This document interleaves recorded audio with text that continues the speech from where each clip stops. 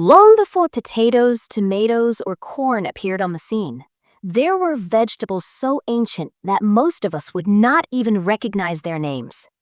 What if I told you the healthiest, most resilient crops from the Middle Ages have completely vanished from our modern diets?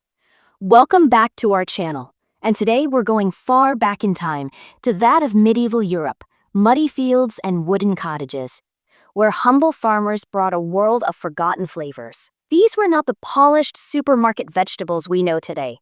These were robust, full of flavor and meaning of survival, health, and even superstition. So take out your spade and your inquisitiveness, because we're revealing 15 forgotten vegetables medieval farmers grew that absolutely need to make a comeback. And if you love exploring the lost foods and ancient traditions of the past, don't forget to subscribe and hit that bell icon. We post deep dives like this every week. Skirret, the sweet root of the Middle Ages. Imagine a vegetable that somehow combines the flavors of carrots and parsnips with a touch of both sweetness and spiciness. That's skirret, a root crop once highly esteemed in the vegetable patches of medieval monasteries and royal estates. It grew in clusters of thin, white roots and was roasted, boiled, or mashed. The Romans were mad for it. It was grown by monks for centuries. But as potatoes arrived from the New World, skirret slowly disappeared from European tables.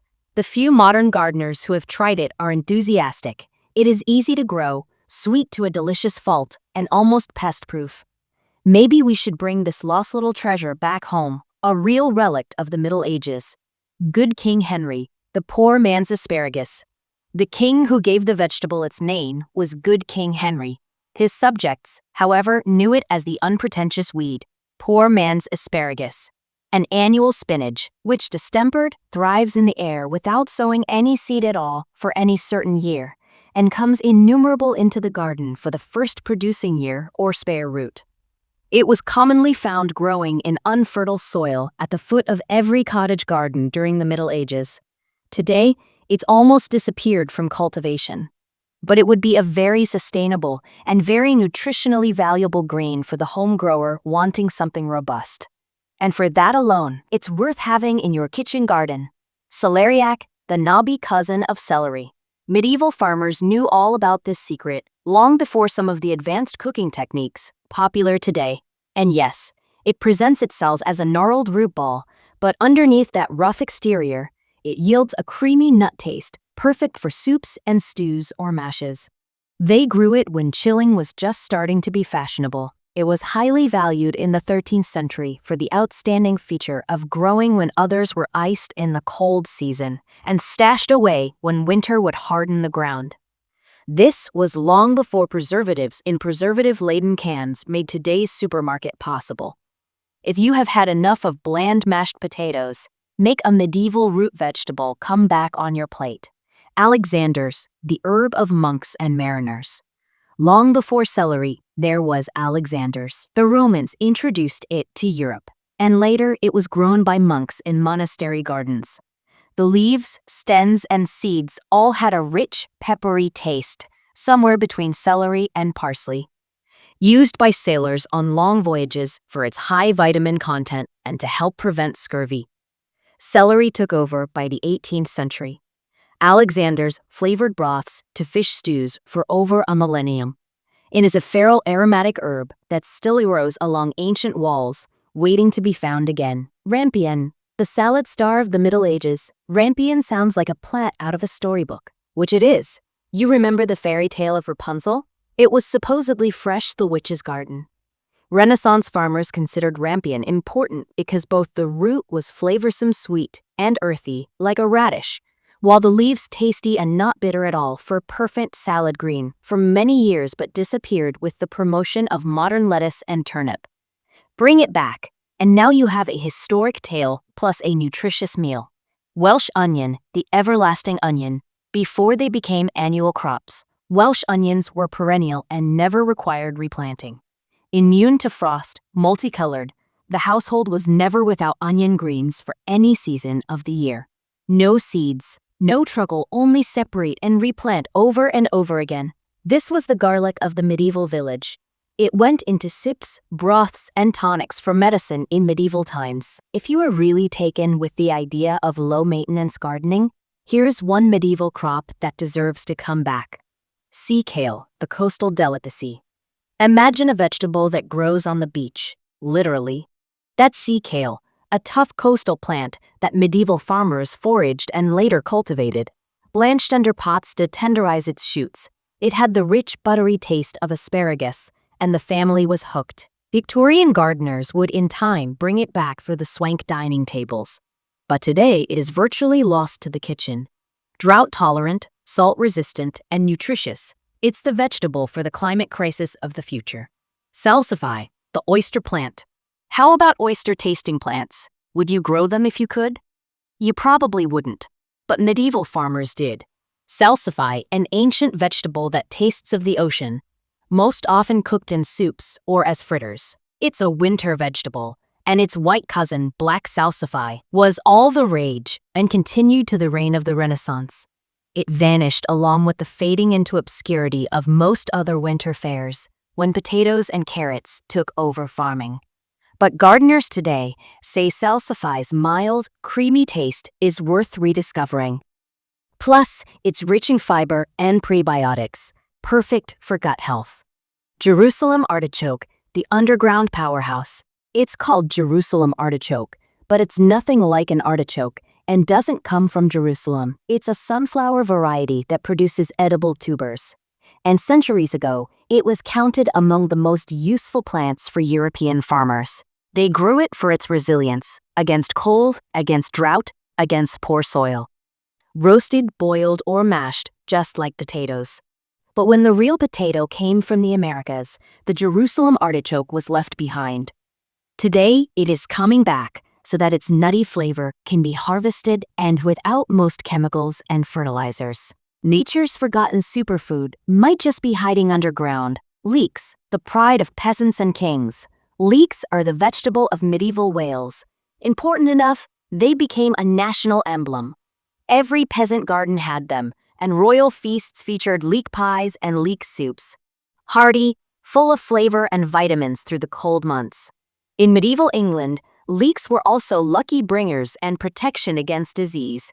Even monks prescribed them as medicine. Leeks exist even now, but we have wiped out all memory of their place in our culture. Perhaps it is time to restore the honor we once paid to this modest vegetable. Purslane, the forgotten weed that's healthier than spinach. You may be calling purslane a weed, but to the farmers of the Middle Ages, it was a wonder food. Purslane is often considered a weed by most people, but not so with medieval farmers. They had considered it a miracle food. This humble weed is among the richest sources of omega-3s from plants, and it grows practically anywhere, from the cracks to your fields or the paths in your garden. They included it in their diet in the form of salads and soups, while using it as an herbal medicine to cure inflammation and indigestion. Centuries of being shrugged off as an annoying weed, it turns out that purslane may be one of the most nutritionally beneficial plants on our planet. Sometimes the superfoods we need go unnoticed as weeds. Parsnip, the medieval staple before the potato. Before the potato even made its way to this corner of the globe, it was the parsnips that governed the table. Just as sweet, more filling, and easier to grow in cold climates. Back in medieval times, folks would roast parsnips, mash them up, or even make some wine out of them. Some of the monasteries considered them so important that the monks were allowed to eat them even during fasting. Today, parsnips are a forgotten vegetable, but they once fed whole villages through the worst that winters could bring.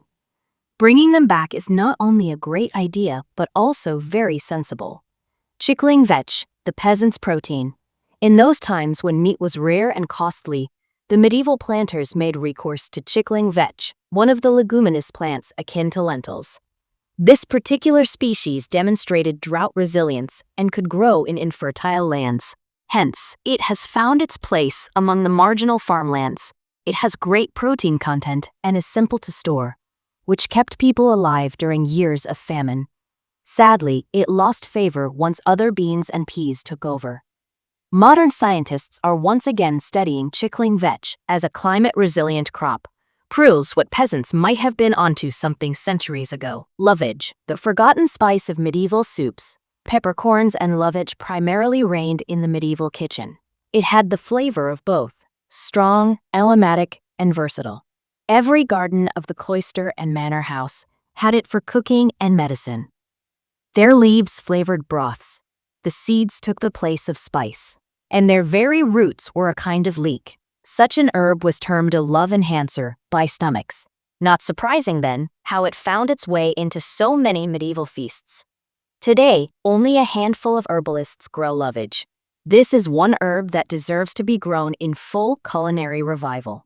Medlar, the fruit that had to rot before eating. Okay, technically not a vegetable, but medlar was one of the weirdest and charming fruits to the people of medieval Europe. It was like an apple of little size and of a brown color, and could not be eaten fresh. One had to allow it to become soft and overripe, which was known as bledding. When this was allowed to happen, it assumed a rich cinnamonic taste of apples, which people liked in their pies and jellies. Shakespeare and Chaucer even referred to medlars as a symbol of rustic simplicity. Nobody is growing them today, but they would be very easy to bring back as a quirky heritage fruit for the adventurous gardener.